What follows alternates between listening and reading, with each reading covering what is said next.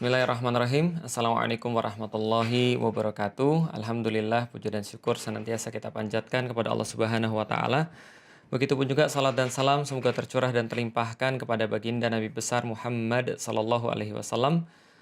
Dan kita bersyukur kita menjadi umatnya beliau, kita menjadi pengikut-pengikut beliau, dan kita berdoa, kita memohon kepada Allah Subhanahu wa taala semoga keimanan kita ini mampu untuk kita jaga sampai dengan menghadap kepadanya, berjumpa dengan Rasulullah sallallahu alaihi wasallam, dan bersama-sama dengan beliau mudah-mudahan kita bisa menjadi penghuni surganya Allah Subhanahu wa taala.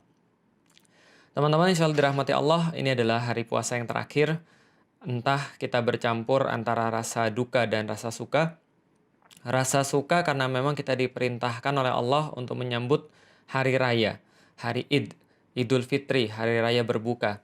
Sementara kita juga merasa sedih sebab kita kehilangan ibadah-ibadah tambahan, kita kehilangan setting-setting khusus selama bulan Ramadan, kita kehilangan masa di mana kita bisa mengasah diri kita, dan juga lipatan-lipatan pahala barokah yang diberikan kepada kita. Tapi ya namanya begitu, life must go on. Waktu terus berjalan, dan apapun yang kita lakukan pas Ramadan ini sejatinya adalah sebuah cara bagi kita untuk bisa menghadapi hari-hari ke depan, hari-hari dengan lebih baik. Selamat datang Syawal dan selamat berakhir Ramadan, dan mudah-mudahan kita termasuk orang-orang yang mendapatkan ketakwaan dan kesyukuran daripada bulan ini, bulan Ramadan ini. Dan masih dalam pembahasan kita buku Beyond the Inspiration, dan kita sudah sampai pada bahasan bab yang kedua, yaitu adalah bab Get the Guidance Easier. Jadi teman-teman sekalian, sebenarnya dibalik kenapa saya bagi dua bab ini, walaupun sebenarnya babnya satu. Babnya adalah tentang memaknai antara pilihan dan paksaan di dalam kehidupan manusia. Karena banyak sekali orang-orang yang ketika membahas tentang kehidupan, mereka menjadi tidak produktif ketika mereka gagal untuk membedakan hidup ini sebenarnya adalah sebuah pilihan ataukah sebuah paksaan. Apakah hidup ini semuanya sudah didesain, semuanya sudah ditentukan, ataukah kita punya kebebasan untuk memilih dalam kehidupan kita. Nah, ketika orang itu salah memaknai, maka jadilah dia menjadi orang-orang yang ekstrim secara berbeda. Ada yang ekstrim banget mengatakan bahwa hidup kita ini semuanya adalah pilihan kita. Berarti Allah tidak ada urusan dengan urusan kita. Maka inilah yang dikenal sebagai berpikir liberal. Dia menegasikan, meniadakan Allah dalam kehidupannya. Sehingga dia mengatakan Allah nggak ada urusan dengan kehidupan saya. God is a watchmaker. Tuhan hanyalah pembuat jam tangan. Kalau jam tangan itu sudah bergerak, maka jam tangan itu sudah selesai. Tinggal nanti saatnya jam tangan itu habis, kemudian masanya, lantas dia bisa kembali pada makernya lagi. Maka ini adalah pandangan yang ekstrim, yang satu yang ekstrim. Pandangan ekstrim yang lain mengatakan bahwa semuanya itu adalah tergantung Allah dan manusia sama sekali tidak punya kehendak. Maka semuanya adalah sudah ditakdirkan oleh Allah. Semuanya sudah ditentukan oleh Allah. Ini bahasan mereka tentang takdir yang lalu menjadikan mereka menjadi kaum fatalis. Mereka mengatakan bahwa kalau ada orang yang sholat, ya itu adalah karena kehendak Allah. Kalau ada orang yang nggak sholat, itu pun karena kehendak Allah. Berarti kalau ada orang masuk neraka, ya itu kehendak Allah. Kalau ada orang yang masuk surga, itu kehendak Allah. Sehingga manusia tidak ada urusan sama sekali karena Allah yang maha berkehendak, Allah yang maha menentukan. Nah, ini adalah pembahasan-pembahasan yang sama-sama ekstrim keduanya, baik kaum liberalis dan kaum fatalis. Dan ini sudah pasti akan menghasilkan sebuah pembahasan tentang keimanan yang tidak produktif. Artinya ketika dia membahas tentang keimanan pun, ujung-ujungnya keimanannya itu tidak menjadikan dia menjadi muslim yang produktif, yang menjadi muslim yang berkarya, menjadi muslim yang berpengaruh terhadap kehidupan. Nah, maka sebelum kita membahas tentang akidah, sebelum kita membahas tentang iman, kita harus menyelesaikan dulu membahas tentang hidup adalah pilihan ataukah hidup adalah sebuah paksaan. Karena dari satu sisi, kita sering mendengar orang berkata, hidup itu sudah ditentukan dari sononya, sudah tertulis di Lauhul Mahfuz, bahasanya sudah ditakdirkan.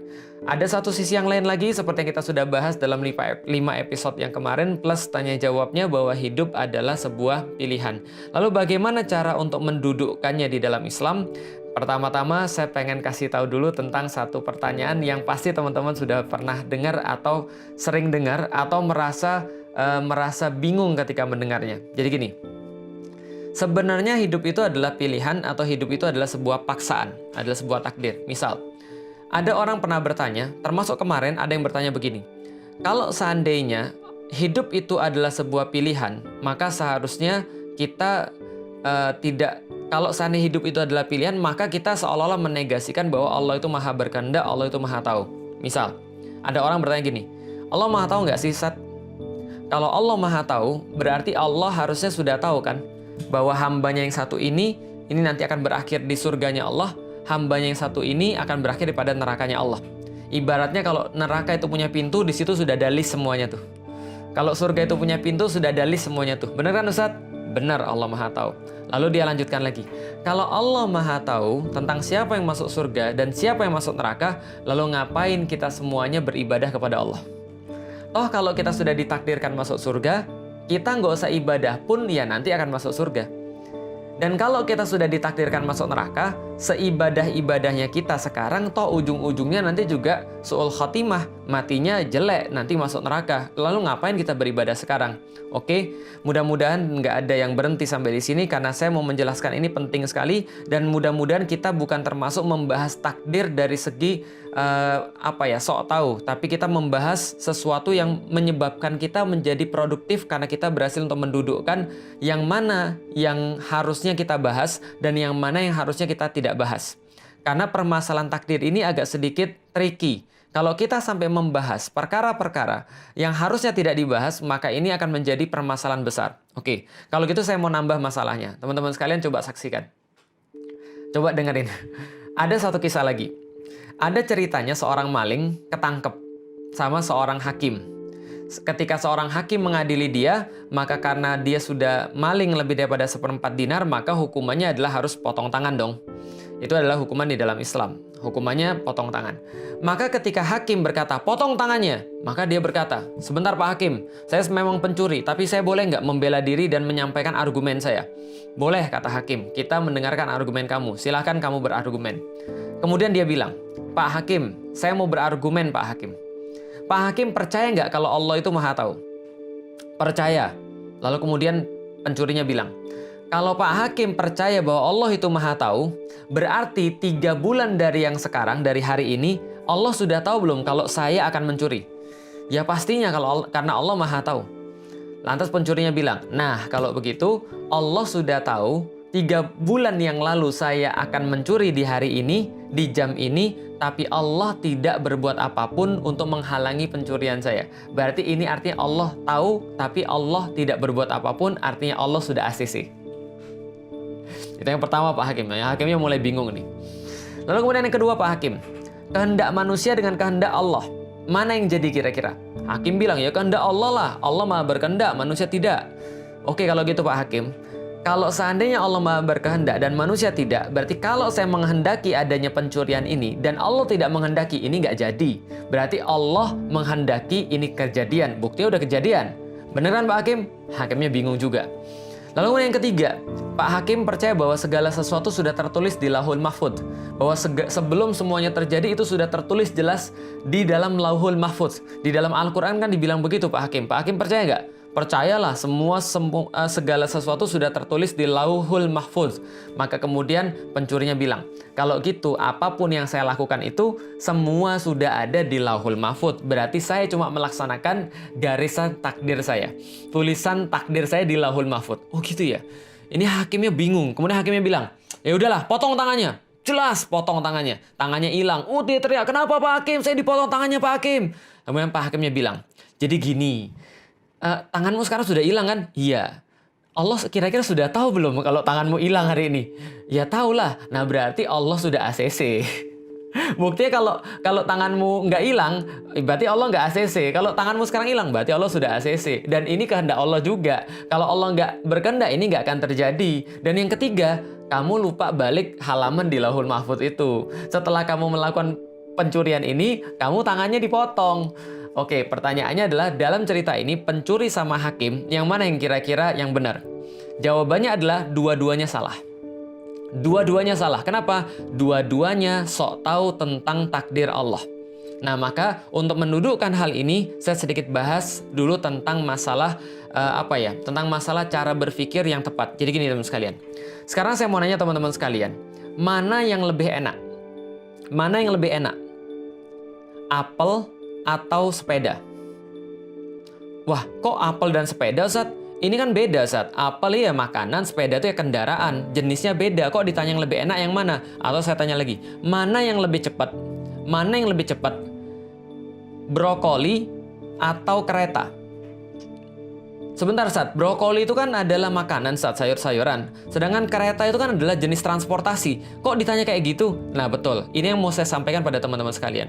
Hati-hati jangan pernah terjebak dengan hal-hal yang bersifat pertanyaan-pertanyaan yang kayaknya filosofis, yang kayaknya itu adalah masuk akal, tapi sebenarnya ini pertanyaan yang salah. Maka orang-orang mengatakan bahwa pertanyaan yang salah nggak akan pernah menghasilkan jawaban yang benar. Karena pertanyaannya sudah salah. Bagaimana mungkin pertanyaan yang salah menghasilkan jawaban yang benar? Pernah nggak sih ketika kita ujian, lalu kemudian kita lihat soalnya, itu soalnya sudah salah. Lah kalau soalnya sudah salah, gimana cara jawab yang benar? Contoh misalnya, diketahui X sama dengan 4, Y sama dengan 2. Diketahui X sama dengan 4, Y sama dengan tanda tanya. Sedangkan X plus Y sama dengan 7. Lalu kemudian X minus Y sama dengan sekian. Pertanyaannya, siapa nama Bapak Budi?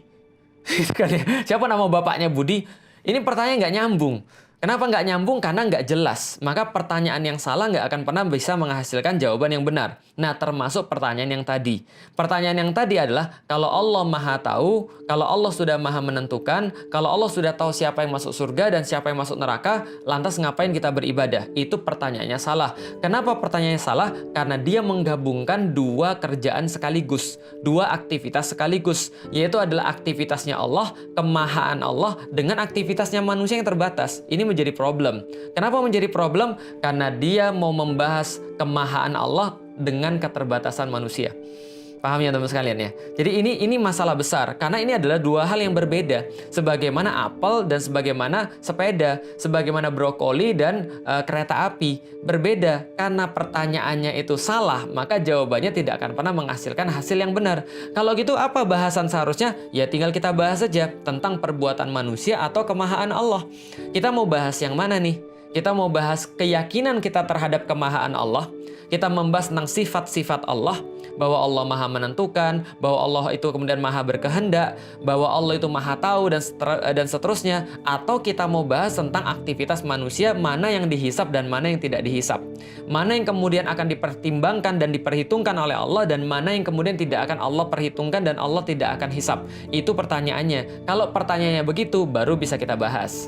Karena pembahasan itu tidak akan mungkin dalam perkara-perkara yang berbeda dan dalam perkara-perkara yang kita nggak paham. Oke, contoh lagi. Niat ya.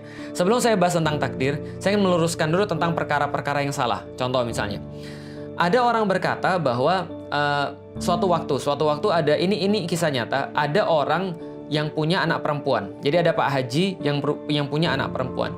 Pak Haji ini punya anak perempuan muslimah. Muslimah ini lalu nikah dengan orang yang bukan muslim, nikah sama orang Kristen misalnya. Setelah dia nikah sama orang Kristen, maka dia pindah agama menjadi agama Kristen. Jadi muslimah ini murtad ceritanya. Ini cerita nyata. Ketika bapaknya yang Pak Haji itu, lalu kemudian diwawancara, lalu ditanya, kok kamu memperbolehkan bahwa anakmu murtad, bahwa anakmu keluar daripada agama Islam? Maka bapaknya bilang, termasuk bagian daripada keyakinan kita terhadap Allah Subhanahu wa Ta'ala, rukun iman adalah percaya pada takdir Allah, bahwa qada dan qadarnya Allah itu pasti baik, bahwa qadanya Allah, ketentuan Allah itu pada manusia pasti baik, dan ini termasuk qadanya Allah Subhanahu wa Ta'ala. Oke ya, itu jawabannya. Ada lagi yang lain mengatakan seperti yang saya tadi bilang, ini kisah nyata juga. Ada seseorang mendakwai temannya nggak sholat, kemudian dia bilang sama temannya, kamu sholat dong, kamu nggak tahu apa, sholat ini adalah pertama kali yang akan dihisap oleh Allah Subhanahu wa Ta'ala. Maka temannya ini bilang, loh, enggak gitu. Termasuk kebaikan dan termasuk bagian daripada rukun iman adalah percaya bahwa Allah itu Maha Menentukan. Maka apapun perbuatan manusia tidak akan jadi kalau Allah tidak menentukan. Maka saya kalau mau sholat itu berarti kehendak Allah. Kalau saya nggak sholat itu berarti juga maunya Allah. Kenapa? Karena manusia cuma seperti kapas yang ditiup angin. Dia tidak punya pilihan sama sekali. Maka dia menyalahkan Allah karena dia tidak sholat. Semua ini adalah takdir. Seolah-olah gitu. Oke, ini adalah beberapa masalah. Kenapa saya katakan ini adalah masalah? Karena pandangannya sama. Dia tidak benar dalam memandang satu hal. Lalu bagaimana cara kita menempatkan pembahasan kita ini? Pembahasannya sebenarnya sederhana saja, teman-teman sekalian. Ketika kita membahas tentang takdir dan tentang pilihan manusia, maka sebenarnya hidup manusia itu senantiasa berada dalam dua daerah. Dalam dua wilayah. Wilayah yang dia kuasai dan wilayah yang tidak dia kuasai. Wilayah yang dia kuasai namanya wilayah-wilayah pilihan, dan wilayah-wilayah pilihan ini akan dihisap oleh Allah. Dan wilayah-wilayah yang tidak dia kuasai adalah wilayah-wilayah keyakinan. Dan dalam wilayah keyakinan ini dia tidak dihisap oleh Allah Subhanahu wa taala dalam perbuatannya. Oke, jadi ada wilayah yang bisa kita pilih, ada wilayah yang tidak bisa kita pilih. Sebelum saya bahas tentang wilayah yang bisa kita pilih dan wilayah yang tidak bisa kita pilih, saya pengen sedikit untuk menceritakan sesuatu lagi. Rasulullah pasti adalah seorang manusia yang paling tawakal. Secara keyakinan beliau adalah orang yang keyakinannya lebih daripada kita semuanya. Keyakinan terhadap Allah, bahwa Allah pasti akan membantu, bahwa Allah pasti akan menolong, Allah akan provide kepada hamba-hambanya. Wa kana haqqan alaina nasrul mu'minin, kata Allah. Bahwa sesungguhnya kami paling berhak untuk menolong orang-orang yang mukmin, yang beriman. Maka Rasulullah adalah penghulu daripada orang-orang yang mukmin. Kalau ada seorang manusia yang harus ditolong di atas muka bumi ini lebih dulu dan lebih banyak dan lebih besar, maka Rasulullah Shallallahu Alaihi Wasallam adalah orangnya, dan Rasulullah tahu persis Allah tidak akan mungkin pernah menelantarkan beliau. Beliau tingkat keyakinannya 100%, paling tinggi di antara manusia, tawakalnya tingkat tinggi. Tapi beliau ketika perang Badar, beliau menyusun strategi. Beliau pakai baju zirah ketika perang 2 lapis.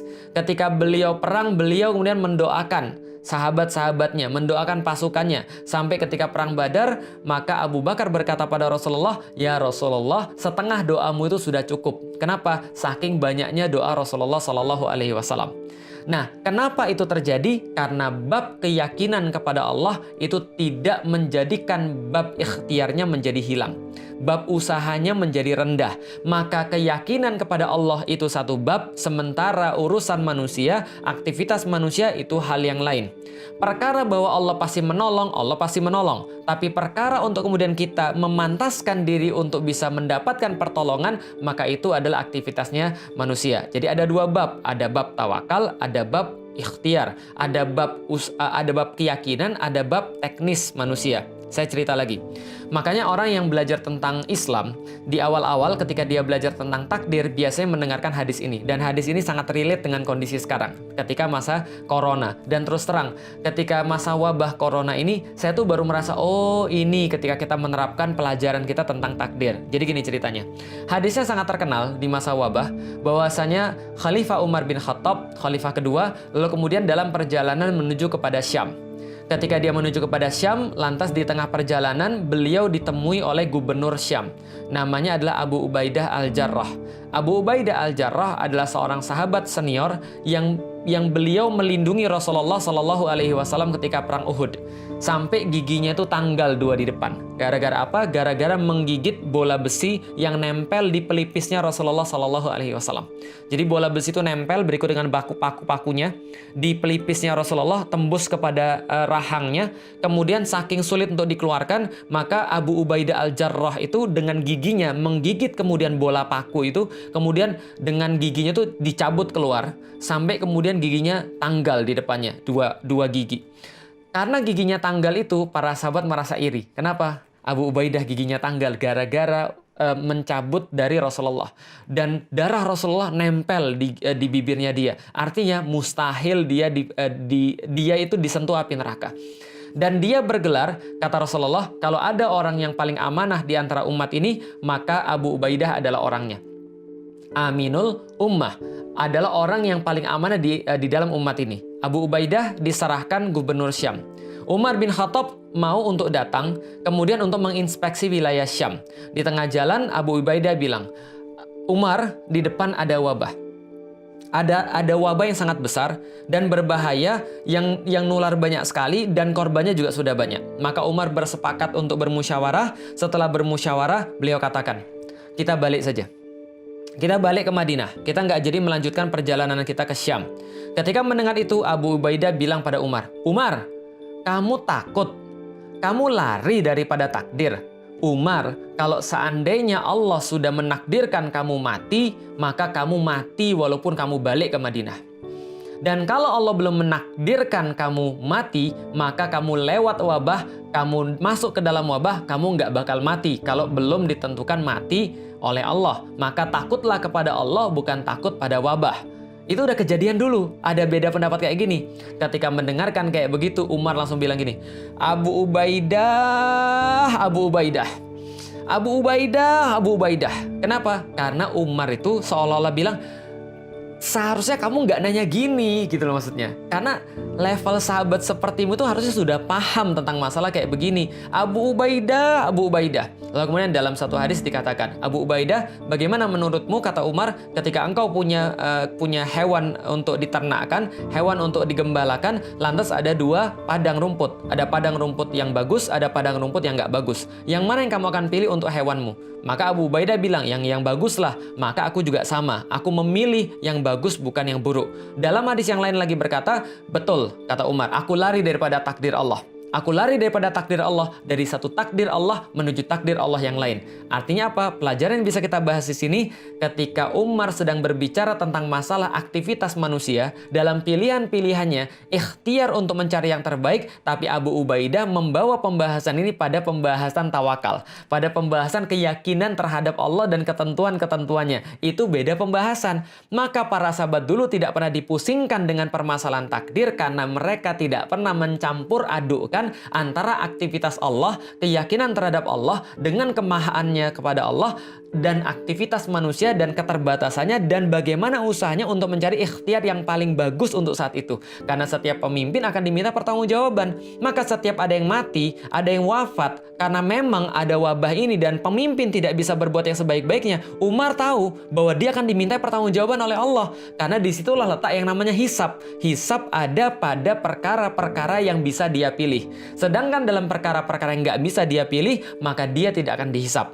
Nah, sederhana, berarti ada dua wilayah. Wilayah tawakal, wilayah aktivitas Allah, wilayah keyakinan terhadap Allah, dan ada satu lagi yang namanya wilayah atau bab yang namanya bab ikhtiar, bab teknis pilihan manusia dan mengusahakan sebaik-baiknya. Itu yang tadi kita bahas dari cerita tadi. Nah, masuk kepada wilayah yang lain yang tadi kita bahas tadi, ada wilayah yang kita kuasai, ada wilayah yang tidak kita kuasai. Lalu bagaimana menempatkannya? Coba lihat. Takdir adalah segala sesuatu yang kejadian pada kita dan Allah tidak akan pernah hisab kita dengan itu. Itu takdir. Jadi makanya kita beriman pada takdir karena kita nggak bisa apa-apa. Terhadap segala sesuatu yang sudah Allah takdirkan, maka kita wajib beriman. Kita tidak boleh untuk berbuat apapun selain beriman. Dan beriman adalah amal qalbu, bukan amalan fisik. Maka kalau seandainya kita menemukan sesuatu yang kita sudah ditimpakan kepada kita dan kita nggak pernah bisa milih dengan itu, maka kita wajib beriman. Bukan mencari cara untuk beraktivitas, bukan mencari ikhtiar di dalamnya. Contoh, saya lahir sipit, itu takdir karena saya nggak pernah milih. Karena saya nggak pernah milih saya lahir sipit dan putih, maka saya nggak pernah dihisap oleh Allah dan nggak akan pernah dihisap oleh Allah. Kenapa matamu sipit dan kemudian kamu putih dan kemudian kamu ganteng? Karena itu adalah takdir daripada Allah Subhanahu wa Ta'ala, gitu kan ya. Yang terakhir itu debatable, gitu kan ya. Tapi yang jelas gini, segala sesuatu yang kita nggak pernah pilih, itu Allah nggak akan pernah minta pertanggungjawaban. Karena itu namanya takdir.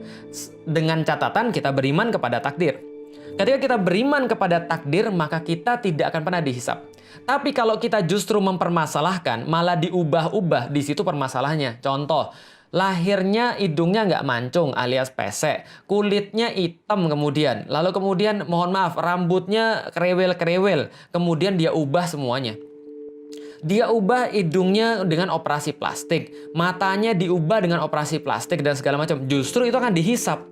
Baik-baik kalau Anda biarkan itu nggak akan dihisap karena itu bagian daripada takdir. Lantas Anda kemudian main-mainin, Anda kemudian ubah ciptaan itu. Itu adalah bagian daripada tidak merasa puas dengan ketentuan Allah. Dia bukannya malah beriman, malah kemudian malah digawe. Nah, maka ketika itulah menjadi satu permasalahan. Kenapa? Karena harusnya dalam perkara takdir dia beriman. Dan dalam perkara-perkara pilihan, dia mengusahakan pilihan yang terbaik berdasarkan perintah Allah Subhanahu wa Ta'ala. Contoh, saya lahir sebagai orang Chinese, sipit, putih, ganteng. Itu nggak akan dihisap, tapi perbuatan saya akan dihisap. Bagaimana saya memanfaatkan badan saya? Bagaimana saya memanfaatkan lisan saya? Bagaimana saya menggunakan tangan saya? Bagaimana saya menggunakan akal saya? Itu akan dihisap oleh Allah. Adanya akal, adanya badan, adanya dua mata yang bisa berfungsi, itu nggak akan dihisap. Maka ada orang yang ketika dia sudah menikah, dia nggak hamil-hamil, itu nggak akan dihisap oleh Allah. Maka yang bisa kita bilang apa pada mereka? Berimanlah pada Allah. Bersabarlah atas takdir yang sudah Allah berikan. Kenapa? Karena ini yang terbaik daripada Allah. Ini ketentuan daripada Allah. Dan nggak ada yang bisa kita lakukan kecuali kita beriman kepada Allah. Ustaz, kalau ikhtiar untuk kemudian hamil boleh nggak? Boleh, nggak ada masalah. Karena itu wilayah ikhtiarnya. Tapi tentang ketika dia belum dikasih sampai sekarang, nah itu adalah bagian daripada takdir yang harus dia imani. Paham ya? Sederhana banget. Kalau Anda bisa milih, itu berarti bukan takdir. Tapi kalau Anda tidak bisa milih dikasih seperti itu, maka itu adalah bagian daripada takdir. Sesederhana itu. Maka dalam bagian-bagian takdir kita hanya bisa beriman. Dalam bagian-bagian yang pilihan maka usahakan sebaik-baiknya. Ini yang dinamakan dengan hidup adalah pilihan dalam perkara-perkara pilihan dan hidup adalah takdir dalam perkara-perkara yang bersifat takdir. Maka dalam perkara-perkara yang kita nggak bisa milih, maka sudah biarkan saja. Mau gimana lagi? Nah gini, jadi saya jelasin. Manusia itu kan punya masalah. Masalah itu apa? Saya sudah pernah nyampein, masalah itu adalah sebuah gap dari harapan dan kenyataan. Kalau harapannya dan kenyataannya semakin lebar gapnya, maka semakin masalah. Semakin kecil, maka semakin nggak masalah. Ada realita, ada harapan. Apa gunanya kita memahami masalah takdir? Gini, kalau dalam masalah takdir, itu yang namanya harapannya, itu harus nyesuaiin kepada realita. Karena realitanya nggak bisa berubah, itu sudah takdir. Tapi kalau dalam masa pilihan, maka yang namanya realita yang harus digeser kepada harapan. Bingung? Tes. Contoh. Orang pasti mati itu takdir. Ajal pasti datang itu takdir. Maka Anda sekarang punya orang tua. Anda lihat orang tua Anda pasti akan wafat. Itu pasti, dan itu sudah takdir daripada Allah Subhanahu wa Ta'ala. Maka ketika Anda menemukan orang tua, lalu orang tua Anda wafat, Anda kemudian stres, Anda depresi, itu salah Anda. Kenapa? Anda nggak memahami bahwa ini realitanya nggak akan bisa berubah. Manusia nggak akan ada yang bisa selama-lamanya hidup. Ini realitanya begini. Sebagaimana antum nggak selama-lamanya hidup. Kalau nggak antum duluan, ya orang tua antum duluan. Kalau nggak orang tua antum duluan, ya berarti antum yang duluan. Nah, berarti apa yang kita harus lakukan? Harapannya harus dipindah. Apa yang kita katakan? Inna lillahi wa inna ilaihi roji'un. Semua datang dari Allah, semua akan kembali kepada Allah. Maka kita merasa tenang. Kenapa? Karena kita beriman pada Allah, ini sudah takdir daripada Allah, semuanya kembali pada Allah. Ini yang sudah yang terbaik insya Allah. Maka ini kalau orang memahami tentang masalah takdir, ini bukan perkara yang dia bisa lakukan. Dia nggak akan berusaha untuk menghidupkan, lalu tidak berusaha untuk kemudian tidak terima kenyataan. Pokoknya saya nggak terima, dia nggak mati, pokoknya dia nggak mati. Dia nggak begitu. Kenapa? Karena dia sudah tahu ini takdir.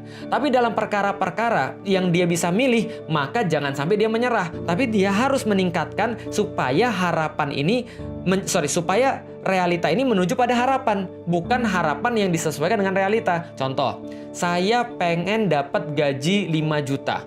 Atau saya pengen dapat gaji 10 juta. Sekarang gaji saya cuma 500 ribu. Maka berusaha gimana caranya agar saya jadi gajinya 10 juta. Karena itu pilihan, bukan sebuah takdir. Sama, orang bisa melakukan sesuatu, itu bukan takdir. Itu adalah sebuah pilihan. Memahami bahasa Arab, bisa baca Al-Quran, itu bukan takdir. Sholat, lalu berdakwah, itu bukan takdir. Tapi itu sebuah pilihan. Anda mau atau tidak. Jadi seseorang nggak bisa bilang, ya wajar aja dia bisa dakwah, dia anak kiai.